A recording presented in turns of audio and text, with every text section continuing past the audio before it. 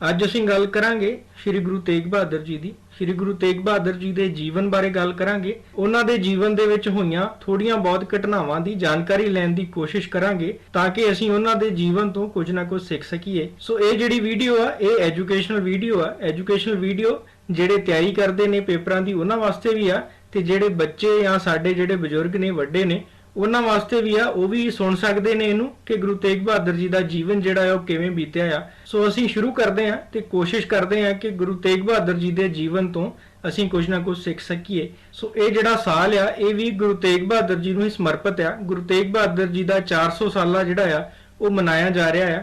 ਇੱਕ prime minister level ਦੀ ਜਿਹੜੀ ਆ ਉਹ ਕਮੇਟੀ ਬਣੀ ਹੈ ਜਿਹਦੇ ਵਿੱਚ 60 ਤੋਂ 70 ਜਿਹੜੇ ਨੇ ਮੈਂਬਰ ਨੇ। ਉਹਦੀ ਵੀ ਮੀਟਿੰਗ ਹੋਈ ਆ ਕਿ ਜਿਵੇਂ ਗੁਰੂ ਨਾਨਕ ਸਾਹਿਬ ਜੀ ਦਾ 500 ਸਾਲਾ ਮਨਾਇਆ ਆ ਉਸੇ ਤਰ੍ਹਾਂ ਹੀ ਗੁਰੂ ਤੇਗ ਬਹਾਦਰ ਜੀ ਦਾ 400 ਸਾਲਾ ਜਿਹੜਾ ਆ ਉਹ ਧੂਮਧਾਮ ਨਾਲ ਮਨਾਇਆ ਜਾ ਸਕੇ। ਸੋ ਉਹਦੀ ਇੱਕ ਕਮੇਟੀ ਬਣੀ ਹੈ ਜਿਹਦੇ ਵਿੱਚ ਪ੍ਰਾਈਮ ਮਿਨਿਸਟਰ ਜਿਹੜੇ ਨੇ ਉਹ ਚੇਅਰਮੈਨ ਨੇ। ਹੋਰ ਵੀ ਬਹੁਤ ਸਾਰੀਆਂ ਸ਼ਖਸੀਅਤਾਂ ਨੇ ਜਿਵੇਂ ਸਰਦਾਰ ਮਨਮੋਹਨ ਸਿੰਘ ਵੀ ਇਸੇ ਕਮੇਟੀ ਦੇ ਵਿੱਚ ਨੇ।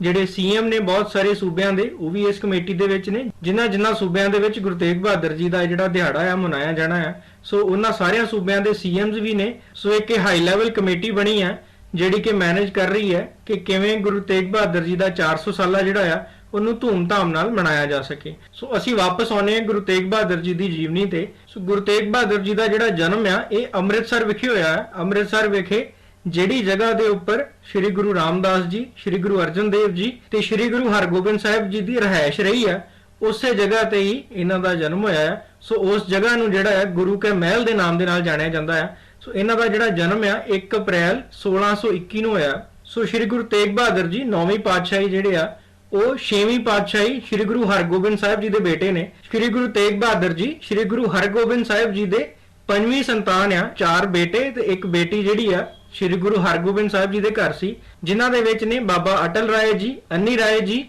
ਸੂਰਜਮਲ ਜੀ, ਬਾਬਾ ਗੁਰਦਿੱਤਾ ਜੀ ਤੇ ਬੀਬੀ ਵੀਰੋ ਜੀ। ਸੋ ਇਹਨਾਂ ਦਾ ਜਿਹੜਾ ਜਨਮ ਦਾ ਨਾਮ ਆ ਉਹ ਸੀ ਤਿਆਗਮਲ। ਜਦੋਂ ਸ਼੍ਰੀ ਗੁਰੂ ਤੇਗ ਬਹਾਦਰ ਜੀ ਦਾ ਜਨਮ ਹੁੰਦਾ ਆ ਉਸ ਟਾਈਮ ਦੇ ਉੱਪਰ ਸ਼੍ਰੀ ਗੁਰੂ ਹਰਗੋਬਿੰਦ ਜੀ ਹਰਮੰਦਰ ਸਾਹਿਬ ਦੇ ਵਿੱਚ ਹੁੰਦੇ ਨੇ। ਉੱਥੇ ਹੀ ਉਹਨਾਂ ਨੂੰ ਖਬਰ ਮਿਲਦੀ ਹੈ ਕਿ ਆਪ ਜੀ ਦੇ ਘਰ ਸੁਪੁੱਤਰ ਦਾ ਜਨਮ ਹੋਇਆ। ਸੋ ਉੱਥੋਂ ਹੀ ਬਾਬਾ ਬੁੱਢਾ ਜੀ ਨੂੰ ਤੇ ਭਾਈ ਗੁਰਦਾਸ ਜੀ ਨੂੰ ਲੈ ਕੇ ਆਪਣੇ ਘਰ ਜਾਂਦੇ ਨੇ ਤੇ ਘਰ ਜਾ ਕੇ ਬੱਚੇ ਨੂੰ ਆਸ਼ੀਰਵਾਦ ਦਿੰਦੇ ਨੇ। ਸੋ ਉੱਥੇ ਬਾਬਾ ਬੁੱਢਾ ਜੀ ਵੀ ਉਹਨਾਂ ਨੂੰ ਆਸ਼ੀਰਵਾਦ ਦਿੰਦੇ ਨੇ ਤੇ ਭਵਿੱਖਬਾਣੀ ਕਰਦੇ ਨੇ ਕਿ ਇਹ ਜਿਹੜੀ ਸੰਤਾਨ ਆ ਇਹ ਮਨੁੱਖਤਾ ਦੀ ਸੇਵਾ ਕਰੇਗੀ ਤੇ ਮਨੁੱਖਤਾ ਨੂੰ ਬਚਾਏਗੀ। ਜਦੋਂ ਗੁਰੂ ਤੇਗ ਬਹਾਦਰ ਜੀ 5 ਸਾਲ ਦੇ ਹੋਏ ਤਾਂ ਉਹਨਾਂ ਨੂੰ ਬਾਬਾ ਬੁੱਢਾ ਜੀ ਪਾਸ ਧਾਰਮਿਕ ਵਿੱਦਿਆ ਲੈਣ ਵਾਸਤੇ ਭੇਜਿਆ ਗਿਆ। ਸੋ ਧਾਰਮਿਕ ਵਿੱਦਿਆ ਦੇ ਨਾਲ ਗੁਰੂ ਹਰਗੋਬਿੰਦ ਸਾਹਿਬ ਜੀ ਸ਼ਸਤਰ ਵਿੱਦਿਆ ਨੂੰ ਵੀ ਜਿਹੜਾ ਆ ਉਹ ਇੰਪੋਰਟੈਂਸ ਦਿੰਦੇ ਸੀ। ਉਹਨਾਂ ਨੇ ਹੀ ਮੀਰੀ ਪੀਰੀ ਦੀਆਂ 2 ਤਲਵਾਰਾਂ ਪਹਿਨੀਆਂ ਸੀ ਜਿਹੜੀਆਂ ਕਿ ਮਿਲਟਰੀ ਟ੍ਰੇਨਿੰਗ ਨੂੰ ਵੀ ਸਿੰਬਲਾਈਜ਼ ਕਰਦੀਆਂ ਸੀ। ਸੋ ਇਸੇ ਕਰਕੇ ਸ਼੍ਰੀ ਗੁਰੂ ਹਰਗੋਬਿੰਦ ਸਾਹਿਬ ਜੀ ਨੇ ਗੁਰੂ ਤੇਗ ਬਹਾਦਰ ਜੀ ਨੂੰ ਮਿਲਟਰੀ ਟ੍ਰੇਨਿੰਗ ਲੈਣ ਵਾਸਤੇ ਵੀ ਭੇਜਿਆ। ਜਦੋਂ ਗੁਰੂ ਤੇਗ ਬਹਾਦਰ ਜੀ ਨੇ ਤਲਵਾਰ ਦੇ ਨਾਲ ਤੇਗ ਦੇ ਨਾਲ ਜਿਹੜੇ ਆ ਜ਼ੋਰ ਦਿਖਾਏ ਤਾਂ ਇਹਨਾਂ ਦਾ ਨਾਮ ਸ਼੍ਰੀ ਗੁਰੂ ਹਰਗੋਬਿੰਦ ਸਾਹਿਬ ਜੀ ਨੇ ਤੇਗ ਬਹਾਦਰ ਰੱਖ ਦਿੱਤਾ। ਜੇਕਰ ਸ਼੍ਰੀ ਗੁਰੂ ਤੇਗ ਬਹਾਦਰ ਜੀ ਦੇ ਸੁਭਾਅ ਦੀ ਗੱਲ ਕਰੀਏ ਤਾਂ ਇਹਨਾਂ ਦਾ ਸੁਭਾਅ ਬਹੁਤ ਹੀ ਆਈਸੋਲੇਟਡ ਸੀ, ਬਹੁਤ ਹੀ ਰਿਜ਼ਰਵ ਰਹਿਣ ਵਾਲੇ ਸੀ। ਸੋ ਆਪਣੇ ਆਪ ਦੇ ਵਿੱਚ ਹੀ ਮੈਡੀਟੇਸ਼ਨ ਦੇ ਵਿੱਚ ਹੀ ਲੀਨ ਰਹਿੰਦੇ ਸੀ। ਸੋ ਇਹਨਾਂ ਦੇ ਜਿਹੜੇ ਰਿਜ਼ਰਵ ਰਹਿਣ ਦਾ ਕਰੈਕਟਰ ਆ ਉਹ ਇੱਥੋਂ ਹੀ ਜਾਣਿਆ ਜਾਂਦਾ ਹੈ ਕਿ ਜਦੋਂ ਇਹਨਾਂ ਦੇ ਵੱਡੇ ਭਰਾ ਸੀ ਜਿਹੜੇ ਅੰਨੀ ਰਾਏ ਜੀ ਉਹ ਅਕਾਲ ਚਲਾਣਾ ਕਰ ਗਏ ਤਾਂ ਇਹਨਾਂ ਨੂੰ ਬਹੁਤ ਦੁੱਖ ਲੱਗਾ। ਬਟ ਇਹਨਾਂ ਨੇ ਜਿਹੜਾ ਆਪਣਾ ਦੁੱਖ ਆ ਕਿਸੇ ਨਾਲ ਵੀ ਸਾਂਝਾ ਨਹੀਂ ਕੀਤਾ। ਇਹ ਆਪਣੇ ਆਪ ਦੇ ਵਿੱਚ ਹੀ ਰਹਿੰਦੇ ਸੀ, ਆਪਣੇ ਆਪ ਦੇ ਨਾਲ ਹੀ ਇਕੱਲੇ ਰਹਿਣਾ ਇਹਨਾਂ ਨੂੰ ਜ਼ਿਆਦਾ ਪਸੰਦ ਸੀ। ਜਦੋਂ ਗੁਰੂ ਤੇਗ ਬਹਾਦਰ ਜੀ 13 ਵਰਿਆਂ ਦੇ ਹੋਏ ਤਾਂ ਇਹਨਾਂ ਦਾ ਵਿਆਹ ਜਿਹੜਾ ਆ ਮਾਤਾ ਗੁਜਰੀ ਜੀ ਨਾਲ ਹੋਇਆ। ਮਾਤਾ ਗੁਜਰੀ ਜੀ ਸੁਪੁੱਤਰੀ ਸਨ ਭਾਈ ਲਾਲ ਚੰਦ ਤੇ ਬਿਸ਼ਨ ਕੌਰ ਜੀ ਦੇ ਜਿਹੜੇ ਕਿ ਕਰਤਾਰਪੁਰ ਦੇ ਵਸਨੀਕ ਸਨ। ਇਸ ਟਾਈਮ ਦੇ ਉੱਪਰ ਇਹਨਾਂ ਦੇ ਜਿਹੜੇ ਕੰਟੈਂਪਰੇਰੀ ਸੀ ਮੁਗਲ ਜਿਹੜੇ ਬਾਦਸ਼ਾਹ ਸੀ ਉਹ ਸੀ ਸ਼ਾਹਜਹਾਨ। ਸ਼ਾਹਜਹਾਨ ਦੀ ਜਿਹੜੀ ਮੁਗਲ ਆਰਮੀ ਆ, ਮੁਗਲ ਫੌਜ ਸੀ, ਉਹਨੂੰ ਸ਼੍ਰੀ ਗੁਰੂ ਹਰਗੋਬਿੰਦ ਸਾਹਿਬ ਜੀ ਦੇ ਫੌਜ ਨੇ 2 ਵਾਰੀ ਜਿਹੜਾ ਆ ਹਾਰ ਦਾ ਸਾਹਮਣਾ ਕਰਵਾਇਆ ਸੀ। ਉਸ ਤੋਂ ਬਾਅਦ ਵੀ ਜਿਹੜੀ ਮੁਗਲ ਫੌਜ ਆ ਉਹ ਇਹਨਾਂ ਤੇ ਹਮਲੇ ਕਰਦੀ ਰਹਿੰਦੀ ਸੀ। ਇੱਕ ਸ਼੍ਰੀ ਗੁਰੂ ਹਰਗੋਬਿੰਦ ਸਾਹਿਬ ਜੀ ਦਾ ਐਕਸ ਜਨਰਲ ਸੀ ਪੈਂਡੇ ਖਾਂ। ਪੈਂਡੇ ਖਾਂ ਜਿਹੜਾ ਆ ਉਹ ਐਮਪਰਰ ਸ਼ਾਹਜਹਾਨ ਦੇ ਨਾਲ ਰਲ ਗਿਆ ਤੇ ਸ਼ਾਹਜਹਾਨ ਨੂੰ ਉਕਸਾ ਕੇ ਗੁਰੂ ਹਰਗੋਬਿੰਦ ਸਾਹਿਬ ਜੀ ਦੀ ਫੌਜ ਦੇ ਉੱਪਰ ਕਰਤਾਰਪੁਰ ਸਾਹਿਬ ਦੇ ਵਿੱਚ ਹਮਲਾ ਕਰਵਾ ਦਿੱਤਾ। ਸੋ ਇਸ ਜੰਗ ਦੇ ਵਿੱਚ ਗੁਰੂ ਤੇਗ ਬਹਾਦਰ ਜੀ ਤੇ ਬਾਬਾ ਗੁਰਦਿੱਤਾ ਜੀ ਦੋਵੇਂ ਹੀ ਇਸ ਜੰਗ ਦੇ ਵਿੱਚ ਲੜੇ ਸੀ। ਸੋ ਇਹ ਇਹਨਾਂ ਦੀ ਜਿਹੜੀ ਆ ਪਹਿਲੀ ਜੰਗ ਸੀ ਜਿਹੜੀ ਕਿ ਇਹਨਾਂ ਨੇ ਮੁਗਲ ਫੌਜ ਦੇ ਨਾਲ ਲੜੀ ਸੀ। ਸੋ ਮਾਤਾ ਨਾਨਕੀ ਸੀ ਜਿਹੜੇ ਕਿ ਗੁਰੂ ਤੇਗ ਬਹਾਦਰ ਜੀ ਦੇ ਮਾਤਾ ਸੀ, ਉਹ ਵੀ ਇਸ ਜੰਗ ਨੂੰ ਦੇਖ ਰਹੇ ਸੀ। ਉਹਨਾਂ ਨੇ ਵੀ ਬਹੁਤ ਫਖਰ ਮਹਿਸੂਸ ਕੀਤਾ ਕਿ ਮੇਰੇ ਜਿਹੜੇ ਬੇਟੇ ਨੇ ਉਹ ਜੰਗ ਦੇ ਵਿੱਚ ਲੜ ਰਹੇ ਨੇ ਤੇ ਇੱਥੇ ਵੀ ਮੁਗਲ ਜਿਹੜੀ ਫੌਜ ਆ ਉਹਨੂੰ ਹਾਰ ਦਾ ਸਾਹਮਣਾ ਕਰਨਾ ਪਿਆ ਸੀ। ਇਸ ਤੋਂ ਬਾਅਦ ਸਾਲ 1638 ਜਿਹੜਾ ਸੀ ਇਹਨਾਂ ਵਾਸਤੇ ਬਹੁਤ ਹੀ ਦੁਖਦਾਈ ਰਿਹਾ, ਜਿਹਦੇ ਵਿੱਚ ਇਹਨਾਂ ਦੇ ਵੱਡੇ ਭਾਈ ਬਾਬਾ ਗੁਰਦਿੱਤਾ ਜੀ ਅਕਾਲ ਚਲਾਣਾ ਕਰ ਗਏ। ਇਹਨਾਂ ਦੇ ਨਾਲ ਹੀ ਭਾਈ ਬਿਧੀ ਚੰਦ ਜੀ, ਝੋਲੀ ਮੱਲ ਜੀ, ਬਾਬਕ ਸੀ ਜਿਹੜੇ ਰਬਾਬ ਵਜਾਉਂਦੇ ਸੀ ਤੇ ਮਾਤਾ ਮਰਵਾਹੀ ਜੀ ਦਾ ਵੀ ਅਕਾਲ ਚਲਾਣਾ ਹੋ ਗਿਆ। ਇਸ ਤੋਂ ਬਾਅਦ ਸ੍ਰੀ ਗੁਰੂ ਹਰਗੋਬਿੰਦ ਸਾਹਿਬ ਜੀ ਕਾਫੀ ਨਿਰਾਸ਼ ਰਹਿਣ ਲੱਗੇ। ਸ੍ਰੀ ਗੁਰੂ ਹਰਗੋਬਿੰਦ ਸਾਹਿਬ ਜੀ ਨੇ ਇੱਕ ਸਭਾ ਬੁਲਾਈ ਜਿਹਦੇ ਵਿੱਚ ਉਹਨਾਂ ਨੇ ਘੋਸ਼ਿਤ ਕਰਨਾ ਸੀ ਕਿ ਗੱਦੀ ਦਾ ਜਿਹੜਾ ਅਗਲਾ ਵਾਰਿਸ ਆ ਉਹ ਕੌਣ ਹੋਏਗਾ। ਸੋ ਇੱਥੇ ਬਾਬਾ ਗੁਰਦਿੱਤਾ ਜੀ ਦੇ ਦੋ ਬੇਟੇ ਸਨ, ਇੱਕ ਧੀਰਮਲ ਤੇ ਗੁਰੂ ਹਰਰਾਏ ਜੀ। ਸੋ ਧੀਰਮਲ ਕੋਲ ਗੁਰੂ ਗ੍ਰੰਥ ਸਾਹਿਬ ਜੀ ਦੀ ਓਰੀਜਨਲ ਜਿਹੜੀ ਕਾਪੀ ਆ ਉਹ ਮੌਜੂਦ ਸੀ। ਸੋ ਉਹਨੇ ਆਪਣੇ ਆਪ ਨੂੰ ਆਪੇ ਹੀ ਗੁਰੂ ਘੋਸ਼ਿਤ ਕਰ ਦਿੱਤਾ। ਸੋ ਇੱਥੇ ਜਦੋਂ ਸ੍ਰੀ ਗੁਰੂ ਹਰਗੋਬਿੰਦ ਸਾਹਿਬ ਜੀ ਆਏ ਤਾਂ ਉਹਨਾਂ ਨੇ ਗੁਰੂ ਹਰਰਾਏ ਸਾਹਿਬ ਨੂੰ ਗੁਰਗੱਦੀ ਦਾ ਜਿਹੜਾ ਵਾਰਿਸ ਹੈ ਉਹ ਘੋਸ਼ਿਤ ਕੀਤਾ। ਸੋ ਜਦੋਂ ਇਹ ਖਬਰ ਜਿਹੜੀ ਹੈ ਮਾਤਾ ਨਾਨਕੀ ਜੀ ਨੂੰ ਪਤਾ ਲੱਗੀ ਤਾਂ ਉਹਨਾਂ ਨੇ ਸ੍ਰੀ ਗੁਰੂ ਹਰਗੋਬਿੰਦ ਸਾਹਿਬ ਜੀ ਤੋਂ ਪੁੱਛਿਆ ਕਿ ਤੁਸੀਂ ਗੁਰੂ ਤੇਗ ਬਹਾਦਰ ਜੀ ਨੂੰ ਅਗਲਾ ਵਾਰਿਸ ਕਿਉਂ ਨਹੀਂ ਘੋਸ਼ਿਤ ਕੀਤਾ।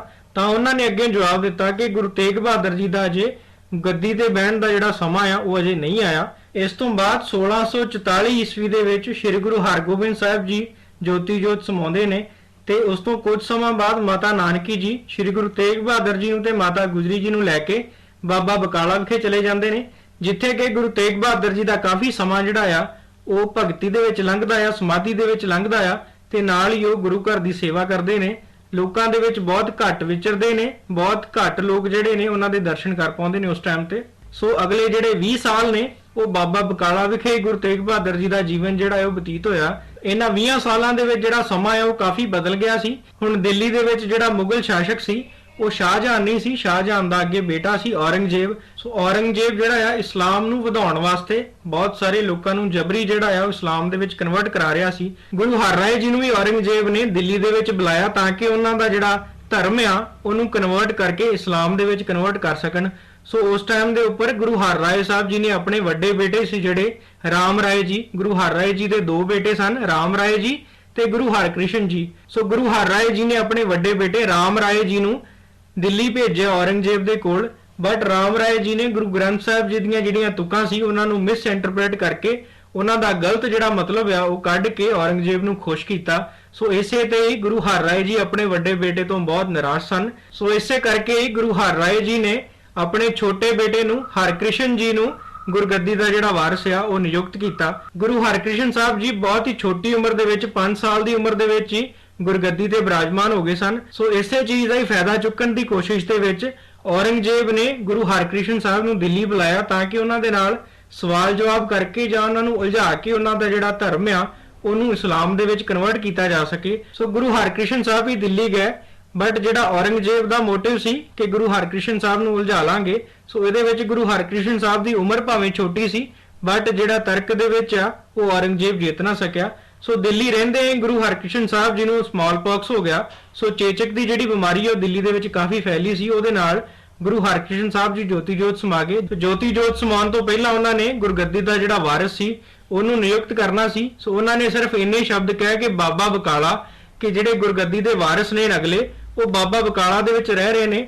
ਸੋ ਬਾਬਾ ਬਕਾਲਾ ਦਾ ਨਾਮ ਸੁਣ ਕੇ ਬਹੁਤ ਸਾਰੇ ਜਿਹੜੇ ਲੋਕ ਨੇ ਉਹ ਬਾਬਾ ਬਕਾਲਾ ਸਾਹਿਬ ਆ ਕੇ ਰਹਿਣ ਲੱਗ ਪਏ ਤੇ ਆਪਣੇ ਆਪ ਨੂੰ ਗੁਰੂ ਘੋਸ਼ਿਤ ਕਰਕੇ ਬੈਠ ਗਏ। ਇਹਦੇ ਵਿੱਚ ਹੀ ਬਾਬਾ ਗੁਰਦਿੱਤਾ ਜੀ ਦੇ ਜਿਹੜੇ ਵੱਡੇ ਬੇਟੇ ਸੀ ਧੀਰਮਲ, ਇਹ ਵੀ ਬਾਬਾ ਬਕਾਲਾ ਸਾਹਿਬ ਆ ਕੇ ਬਹਿ ਗਏ ਤੇ ਇਹਨਾਂ ਨੇ ਵੀ ਕਿਹਾ ਕਿ ਮੈਂ ਹੀ ਆ ਸਿੱਖਾਂ ਦਾ ਅਗਲਾ ਗੁਰੂ, ਕਿਉਂਕਿ ਮੇਰੇ ਕੋਲ ਹੀ ਗੁਰੂ ਗ੍ਰੰਥ ਸਾਹਿਬ ਜੀ ਦੀ ਅਸਲੀ ਜਿਹੜੀ ਕਾਪੀ ਆ ਮੇਰੇ ਕੋਲ ਹੀ ਆ, ਹਸਤ ਲਿਖਤ ਆ। ਸੋ ਉਸ ਟਾਈਮ ਦੇ ਉੱਪਰ 20 ਤੋਂ 22 ਲੋਕ ਨੇ ਜਿਹੜੇ ਉਹ ਆਪਣੇ ਆਪ ਨੂੰ ਗੁਰੂ ਮੰਨ ਕੇ ਬਾਬਾ ਬਕਾਲਾ ਸਾਹਿਬ ਦੇ ਵਿੱਚ ਰਹਿ ਰਹੇ ਸੀ। ਸੋ ਇੰਨਾ ਕੁਝ ਹੁੰਦਿਆਂ ਵੀ ਗੁਰੂ ਤੇਗ ਬਹਾਦਰ ਜੀ ਜਿਹੜੇ ਨੇ ਉਹ ਆਪਣੀ ਸਮਾਧੀ ਦੇ ਵਿੱਚ ਲੀਨ ਨੇ। ਸੋ ਉਹਨਾਂ ਦੇ ਕੋਲ ਭਾਈ ਗੁਰਦਿੱਤਾ ਜੀ ਆਉਂਦੇ ਨੇ ਜਿਹੜੇ ਕਿ ਹੈੱਡ ਗ੍ਰੰਥੀ ਸੀ ਉਸ ਟਾਈਮ ਤੇ। ਸੋ ਉਹ ਆ ਕੇ ਇਹਨਾਂ ਨੂੰ ਬੇਨਤੀ ਕਰਦੇ ਨੇ, ਮੱਥਾ ਟੇਕਦੇ ਨੇ ਕਿ ਉਹਨਾਂ ਨੂੰ ਇਹ ਜ਼ਿੰਮੇਵਾਰੀ ਲਾਈ ਹੈ ਗੁਰੂ ਹਰਕ੍ਰਿਸ਼ਨ ਸਾਹਿਬ ਜੀ ਨੇ ਕਿ ਆਪ ਜੀ ਨੂੰ ਗੁਰਗੱਦੀ ਜਿਹੜੀ ਆ ਉਹ ਸੌਂਪਣੀ, ਆਪ ਜੀ ਨੂੰ ਗੁਰਗੱਦੀ ਦਾ ਵਾਰਿਸ ਜਿਹੜਾ ਹੈ ਘੋਸ਼ਿਤ ਕਰਨਾ ਆ। ਸੋ ਇਹਨੇ ਤੇ ਭਾਈ ਗੁਰਦਿੱਤਾ ਜੀ ਗੁਰੂ ਤੇਗ ਬਹਾਦਰ ਜੀ ਦੇ ਅੱਗੇ 5 ਪੈਸੇ ਤੇ ਨਾਰੀਅਲ ਚੜਾ ਕੇ ਉਹਨਾਂ ਨੂੰ ਮੱਥਾ ਟੇਕਦੇ ਨੇ। ਸੋ ਇੱਥੇ ਗੁਰੂ ਤੇਗ ਬਹਾਦਰ ਜੀ ਭਾਈ ਗੁਰਦਿੱਤਾ ਜੀ ਨੂੰ ਕਹਿੰਦੇ ਨੇ ਕਿ ਇਹ ਰਿਸਪੌਂਸਿਬਿਲਟੀ ਜਿਹੜੀ ਹੈ, ਜ਼ਿੰਮੇਵਾਰੀ ਜਿਹੜੀ ਮੈਨੂੰ ਦਿੱਤੀ ਆ ਇਹ ਮੈਨੂੰ ਕਬੂਲ ਆ, ਬਟ ਤੁਸੀਂ ਜਿਹੜੀ ਅਨਾਉਂਸਮੈਂਟ ਆ ਜਿਹੜਾ ਲੋਕਾਂ ਦੇ ਵਿੱਚ ਦੱਸਣਾ ਹੈ ਕਿ ਅਗਲੇ ਗੁਰੂ ਜਿਹੜੇ ਸਿੱਖਾਂ ਦੇ ਨੇ ਉਹ ਗੁਰੂ ਤੇਗ ਬਹਾਦਰ ਨੇ, ਇਹਨੂੰ ਕੁਝ ਸਮਾਂ ਵਾਸਤੇ ਲੋਕਾਂ ਦੇ ਵਿੱਚ ਨਾ ਪ੍ਰਚਾਰ ਕਰਿਓ। ਇਹ ਸੁਣ ਕੇ ਗੁਰੂ ਤੇਗ ਬਹਾਦਰ ਜੀ ਦੇ ਜਿਹੜੇ ਮਾਤਾ ਨੇ ਉਹ ਗੁਰੂ ਤੇਗ ਬਹਾਦਰ ਜੀ ਨੂੰ ਕਹਿੰਦੇ ਨੇ ਕਿ ਗੁਰੂ ਦਾ ਫਰਜ਼ ਹੁੰਦਾ ਹੈ ਕਿ ਲੋਕਾਂ ਨੂੰ ਸਿੱਧੇ ਰਾਹ ਤੇ ਪਾਉਣਾ। ਸੋ ਲੋਕ ਜਿਹੜੇ ਨੇ ਕਨਫਿਊਜ਼ ਨੇ ਕਿ ਕਿਹੜੇ ਗੁਰੂ ਨੇ ਉਹਨਾਂ ਦੇ। ਸੋ ਆਪਣੀ ਸੰਗਤ ਨੂੰ ਜਿਹੜਾ ਹੈ ਉਹ ਸਿੱਧੇ ਰਾਹ ਤੇ ਪਾਓ। ਸੰਗਤ ਜਿਹੜੀ ਆ ਉਹ ਗੁਆਚੀ ਫਿਰਦੀ ਆ, ਉਹਨਾਂ ਨੂੰ ਆਪਣਾ ਗੁਰੂ ਨਹੀਂ ਲੱਭ ਰਿਹਾ। ਸੋ ਗੁਰੂ ਤੇਗ ਬਹਾਦਰ ਜੀ ਕਹਿੰਦੇ ਨੇ ਕਿ ਇਹਦਾ ਸਮਾਂ ਅਜੇ ਨਹੀਂ ਆਇਆ, ਜਦੋਂ ਇਹਦਾ ਸਮਾਂ ਆਊਗਾ ਤਾਂ ਸੱਚ ਨੂੰ ਜਿਹੜਾ ਆ ਜਾਣਨ ਤੋਂ ਕੋਈ ਵੀ ਨਹੀਂ ਰੋਕ ਸਕਦਾ। ਸੋ ਇਹ ਕਹਿ ਕੇ ਗੁਰੂ ਤੇਗ ਬਹਾਦਰ ਜੀ ਫਿਰ ਆਪਣੀ ਜਿਹੜੀ ਸਮਾਧੀ ਦੇ ਵਿੱਚ ਲੀਨ ਹੋ ਜਾਂਦੇ ਨੇ, ਆਪਣੀ ਭਗਤੀ ਦੇ ਵਿੱਚ ਲੀਨ ਹੋ ਜਾਂਦੇ ਨੇ। ਸੋ ਇਸ ਤੋਂ ਬਾਅਦ ਭਾਈ ਮੱਖਣ ਸ਼ਾਹ ਲੁਬਾਣਾ ਦਾ ਜਿਹੜਾ ਜ਼ਿਕਰ ਆ ਗੁਰੂ ਸਾਹਿਬ ਦੀ ਜੀਵਨੀ ਦੇ ਵਿੱਚ ਆਉਂਦਾ ਆ ਕਿ ਮੱਖਣ ਸ਼ਾਹ ਲੁਬਾਣਾ ਇੱਕ ਮਰਚੈਂਟ ਹੁੰਦਾ ਆ, ਗੁਜਰਾਤ ਦਾ ਮੰਨਿਆ ਜਾਂਦਾ ਕਿ ਮਰਚੈਂਟ ਆ। ਉਹ ਆਪਣੀ ਬੇੜੀ ਲੈ ਕੇ ਜਾ ਰਿਹਾ ਹੁੰਦਾ ਆ, ਸੂਰਤ ਸ਼ਹਿਰ ਦੇ ਕਿਨਾਰੇ ਦੇ ਉੱਤੇ ਕਿਤੇ ਜਾ ਰਿਹਾ ਹੁੰਦਾ। ਸੋ ਉੱਥੇ ਜਿਹੜਾ ਆ ਤੂਫਾਨ ਆ ਜਾਂਦਾ ਆ ਤੇ ਬੇੜੀ ਚਲਾਉਣ ਵਾਲਾ ਜਿਹੜਾ ਮਲਾਹ ਹੁੰਦਾ ਆ ਉਹ ਭਾਈ ਮੱਖਣ ਸ਼ਾਹ ਲੁਬਾਣਾ ਨੂੰ ਕਹਿੰਦਾ ਹੈ ਕਿ ਇਹ ਬੇੜੀ ਤਾਂ ਅੱਜ ਨਹੀਂ ਬਚਦੀ, ਤੁਸੀਂ ਕੁਝ ਵੀ ਕਰ ਲਓ, ਇਹ ਬੇੜੀ ਅੱਜ ਡੁੱਬਣ ਵਾਲੀ ਆ। ਸੋ ਇਸ ਤੇ ਭਾਈ ਮੱਖਣ ਸ਼ਾਹ ਲੁਬਾਣਾ ਜਪਜੀ ਸਾਹਿਬ ਦਾ ਪਾਠ ਕਰਦਾ ਆ ਤੇ ਨਾਲ ਹੀ ਅੰਤਰ ਧਿਆਨ ਹੋ ਕੇ ਅਰਦਾਸ ਕਰਦਾ ਆ ਕਿ ਜੇ ਮੇਰੀ ਬੇੜੀ ਅੱਜ ਡੁੱਬਣ ਤੋਂ ਬਚ ਜਾਵੇ ਤਾਂ ਮੈਂ ਗੁਰੂ ਸਾਹਿਬ ਦੇ ਚਰਨਾਂ 'ਚ 500 ਜਿਹੜੀਆਂ ਸੋਨੇ ਦੀਆਂ ਮੋਹਰਾਂ ਨੇ ਉਹ ਚੜਾਉਂਗਾ। ਸੋ ਮੱਖਣ ਸ਼ਾਹ ਦੀ ਉਸ ਦਿਨ ਜਿਹੜੀ ਬੇੜੀ ਆ ਉਹ ਡੁੱਬਣ ਤੋਂ ਬਚ ਜਾਂਦੀ ਹੈ ਤੇ ਮੱਖਣ ਸ਼ਾਹ ਲੁਬਾਣਾ ਬਾਬਾ ਬਕਾਲਾ ਦੀ ਧਰਤੀ ਤੇ ਆ ਕੇ 500 ਮੋਹਰਾਂ ਲੈ ਕੇ ਆਉਂਦਾ ਆ ਤਾਂ ਕਿ ਉਹ ਗੁਰੂ ਸਾਹਿਬ ਦੇ ਚਰਨਾਂ 'ਚ ਚੜਾ ਸਕੇ। ਸੋ ਬਾਬਾ ਬਕਾਲਾ ਸਾਹਿਬ ਆ ਕੇ ਦੇਖਦਾ ਹੈ ਕਿ ਬਹੁਤ ਸਾਰੇ ਜਿਹੜੇ ਗੁਰੂ ਨੇ ਆਪਣੇ ਆਪ ਨੂੰ ਗੁਰੂ ਕਹਿ ਰਹੇ ਨੇ। ਸੋ ਮੱਖਣ ਸ਼ਾਹ ਲੁਬਾਣਾ ਕੀ ਸੋਚਦਾ ਆ ਕਿ 500 ਮੋਹਰਾਂ ਦੀ ਜਗ੍ਹਾ ਤੇ 5-5 ਮੋਹਰਾਂ ਜਿਹੜੀਆਂ ਨੇ ਸਾਰਿਆਂ ਨੂੰ ਚੜਾਉਣੀਆਂ ਸ਼ੁਰੂ ਕਰ ਦਿੰਦਾ ਆ।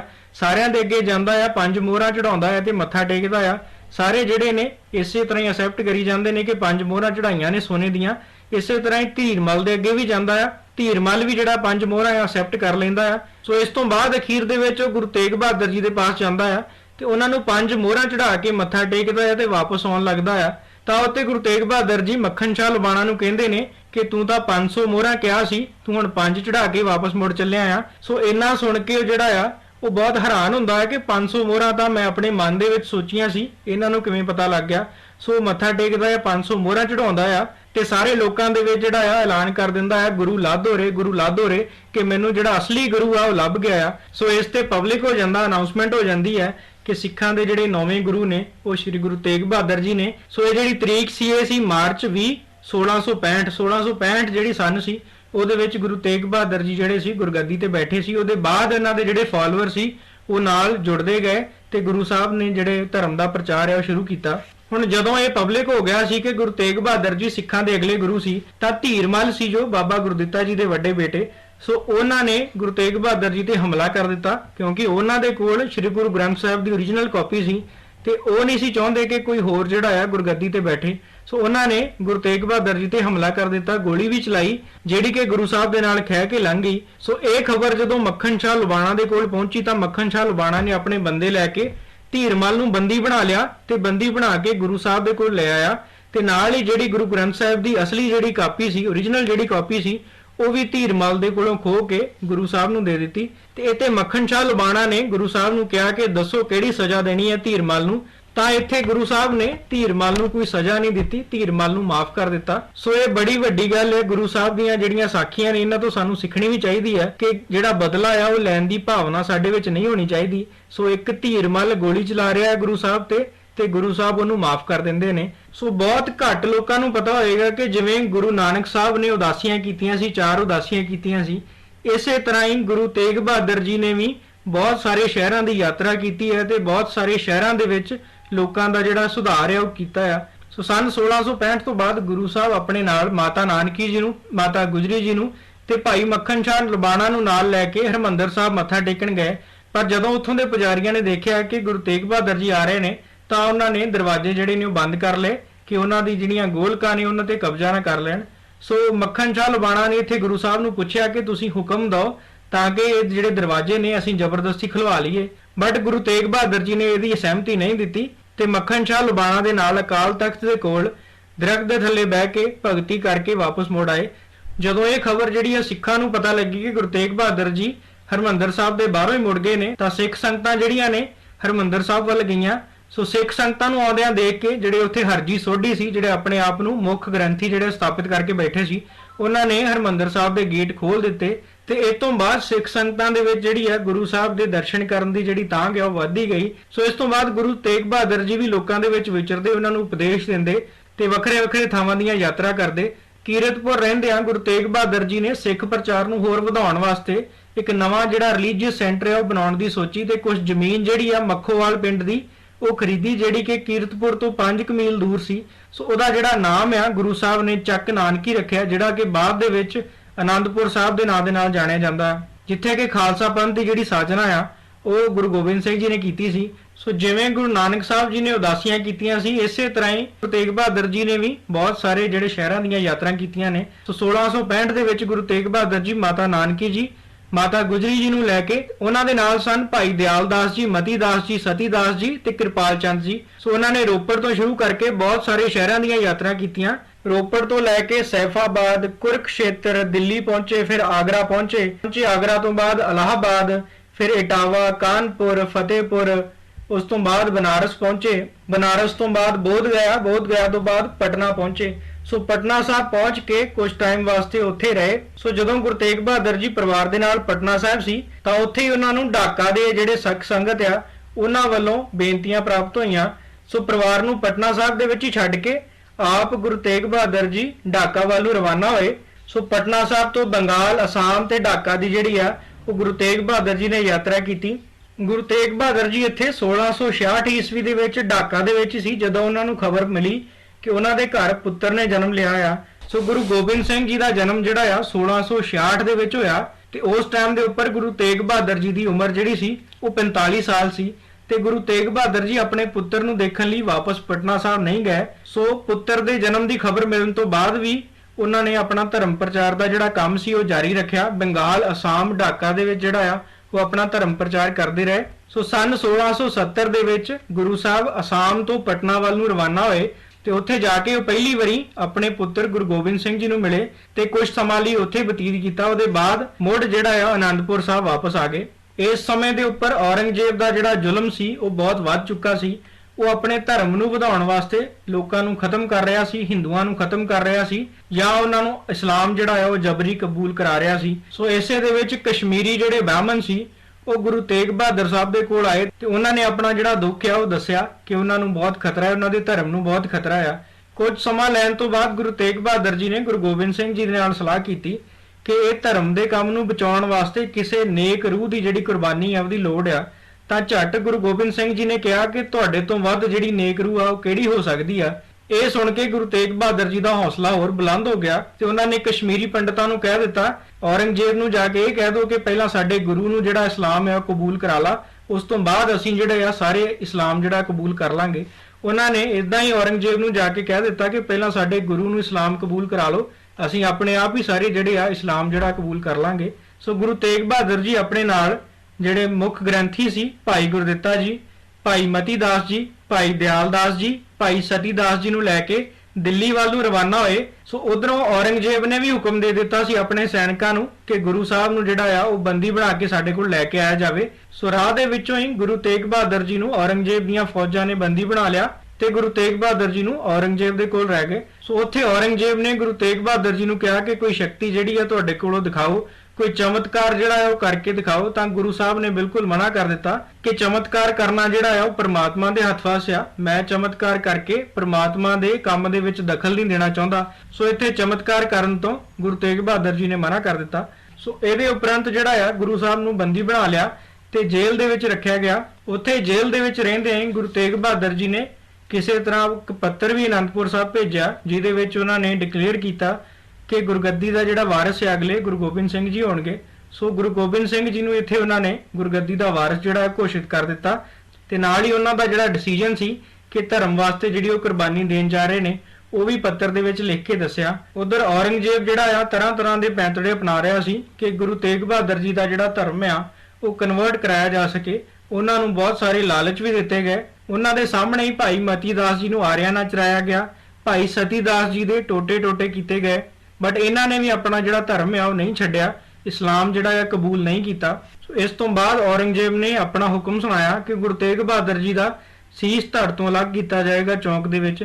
ਦਿੱਲੀ ਦੇ ਚਾਂਦਨੀ ਚੌਂਕ ਦੇ ਵਿੱਚ ਗੁਰੂ ਤੇਗ ਬਹਾਦਰ ਜੀ ਦਾ ਸੀਸ ਜਿਹੜਾ ਆ ਉਹ ਧੜ ਨਾਲੋਂ ਵੱਖ ਕੀਤਾ ਗਿਆ। ਗੁਰੂ ਸਾਹਿਬ ਦਾ ਸੀਸ ਜਿਹੜਾ ਆ ਭਾਈ ਜੈਤਾ ਜੀ ਉਥੋਂ ਕਿਸੇ ਤਰ੍ਹਾਂ ਲੈ ਆਏ ਤੇ ਆਨੰਦਪੁਰ ਸਾਹਿਬ ਆ ਕੇ ਉਹਨਾਂ ਨੇ ਸੀਸ ਦਾ ਸੰਸਕਾਰ ਕੀਤਾ।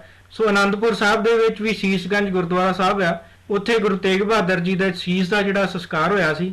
ਗੁਰੂ ਸਾਹਿਬ ਦਾ ਜਿਹੜਾ ਧੜ ਸੀ ਉਹ ਲੱਖੀ ਸ਼ਾਹ ਜਿਹੜਾ ਆ ਰੈਸ਼ੀਆਣੇ ਤੋਂ ਉਹਨੇ ਆਪਣੇ ਘਰ ਦੇ ਵਿੱਚ ਧੜ ਰੱਖ ਕੇ ਆਪਣੇ ਘਰ ਨੂੰ ਹੀ ਚਿਖਾ ਬਣਾ ਕੇ ਗੁਰੂ ਸਾਹਿਬ ਦੇ ਧੜ ਦਾ ਸੰਸਕਾਰ ਕੀਤਾ। ਸੋ ਇਸ ਤਰ੍ਹਾਂ ਗੁਰੂ ਸਾਹਿਬ ਨੇ ਕਸ਼ਮੀਰੀ ਪੰਡਤਾਂ ਦੇ ਧਰਮ ਨੂੰ ਜਿਹੜਾ ਆ ਉਹ ਬਚਾਇਆ। ਇਸੇ ਕਰਕੇ ਗੁਰੂ ਤੇਗ ਬਹਾਦਰ ਜੀ ਨੂੰ ਹਿੰਦ ਦੀ ਚਾਦਰ ਕਿਹਾ ਜਾਂਦਾ ਆ ਕਿ ਉਹਨਾਂ ਨੇ ਕਿਸੇ ਦੇ ਧਰਮ ਵਾਸਤੇ ਆਪਣੀ ਜਿਹੜੀ ਕੁਰਬਾਨੀ ਆ ਉਹ ਦਿੱਤੀ ਹੈ। ਸੋ ਤਿਲਕ ਤੇ ਜਨੇਊ ਦੇ ਰੱਖਿਅਕ ਵੀ ਇਹਨਾਂ ਨੂੰ ਕਿਹਾ ਜਾਂਦਾ ਆ। ਸੋ ਗੁਰੂ ਸਾਹਿਬ ਦੀ ਜੀਵਨੀ ਤੋਂ ਕਾਫੀ ਕੁਝ ਸਾਨੂੰ ਸਿੱਖਣ ਨੂੰ ਮਿਲਦਾ ਆ। ਕੋਈ ਖਿਮਾ ਹੋ ਗਈ ਹੋਵੇ, ਕੋਈ ਲਫ਼ਜ਼ ਗਲਤ ਵਰਤਿਆ ਗਿਆ ਹੋਵੇ ਤਾਂ ਖਿਮਾ ਦਾ ਜਾਚਕ ਆ। ਧੰਨਵਾਦ ਸਾਰਿਆਂ ਦਾ। ਵਾਹਿਗੁਰੂ ਜੀ ਕਾ ਖਾਲਸਾ, ਵਾਹਿਗੁਰੂ ਜੀ ਕੀ ਫਤਿਹ।